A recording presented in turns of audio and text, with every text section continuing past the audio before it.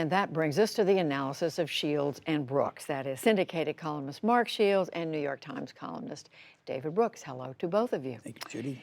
So let's go back to these attacks by the president. They've now lasted a full week on these Democratic congressmen, all of them congresswomen, all members, all women of color. He has called them a variety of names, and he's told them, David, to go back to their countries. Their home countries. Of course, they're all U.S. citizens.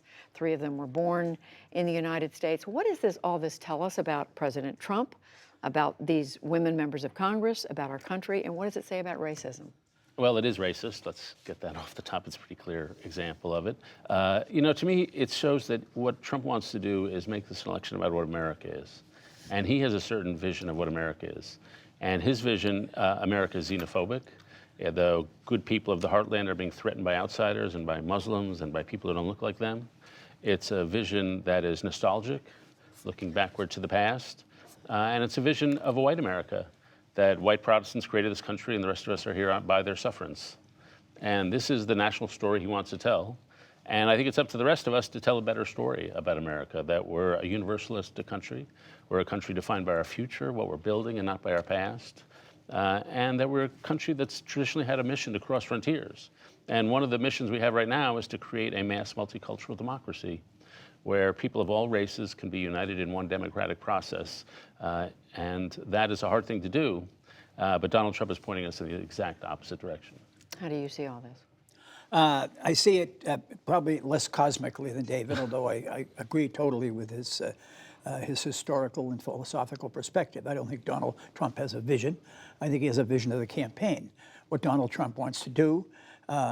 Richard Nixon, who, along with Franklin Roosevelt, only 2 Americans ever run 5 times for national office and win 4 times, said of vice presidents, when you pick a vice presidential running mate, it never helps you, it always hurts you. Because you're either explaining or defending or apologizing for what that vice presidential nominee said that morning in Portland or Peoria, case for the prosecution, Sarah Palin and John McCain.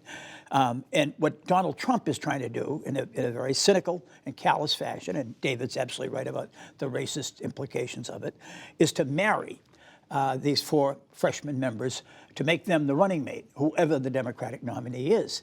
And the Democratic nominee then would have to, the 4 of them, let's be very blunt about it, like Donald Trump, are heliotropic plants. Heliotropic plants, sunflowers, seek the sun. They turn to get the sun's rays. These 4 women have shown a remarkable facility and gift for seeking cameras and seeking microphones and winning that attention, just as Donald Trump did. And so that's what he wants to do. They have got there by saying terribly controversial things, by criticizing their own party leadership. And that's what Donald Trump wants to do to whoever the Democratic nominee is. He knows if the election of 2020 is a referendum on who he is and his failings. Americans do not like him. They do not trust him.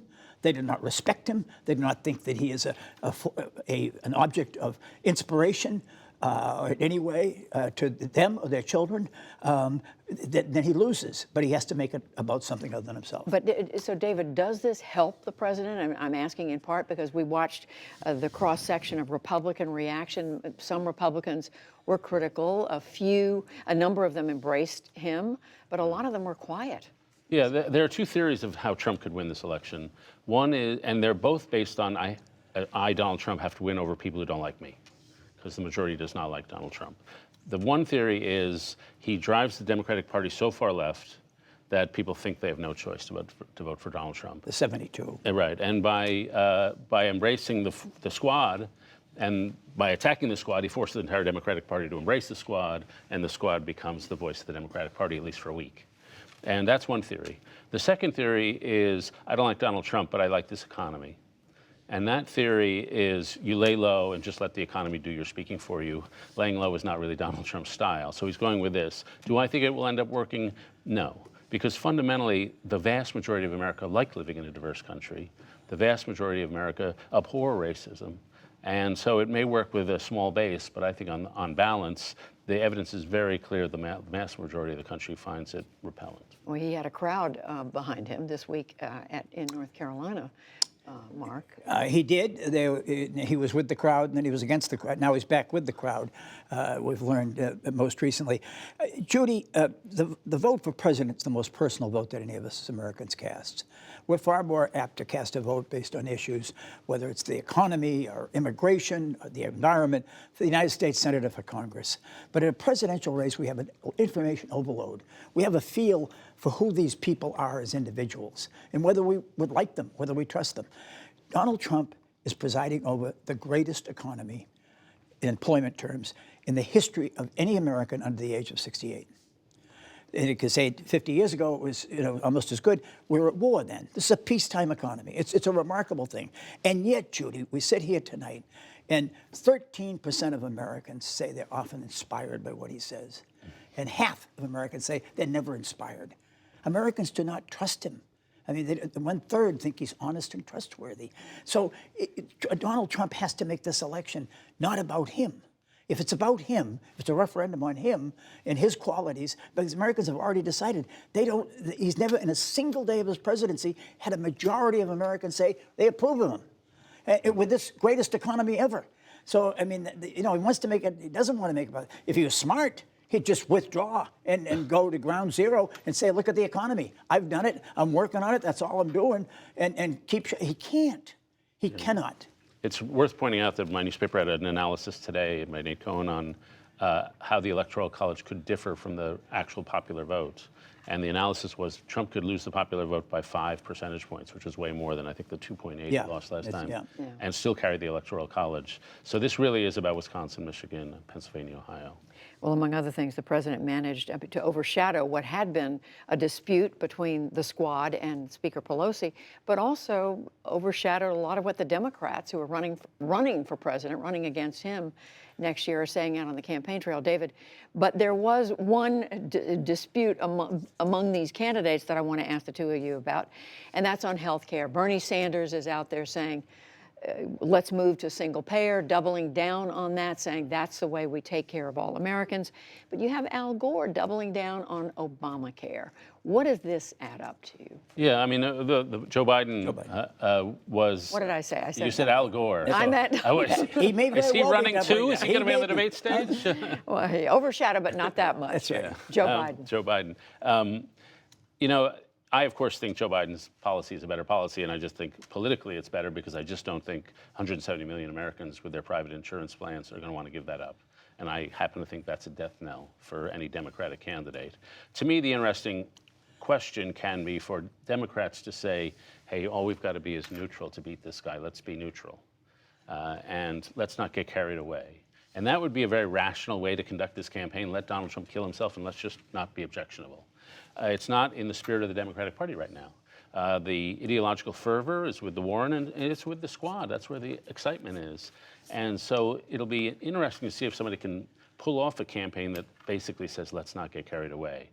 To me, it doesn't feel like that kind of year. It feels like a year where fervor is going to defeat that kind of moderation, if you want to put it that way. Where do you see the? Well, I just point out Jonathan Martin, David's paper today, spoke about 7 Democratic governors who had won in 2018, who were quite upset, exercised about the theme, the direction, the passion of these Democrats.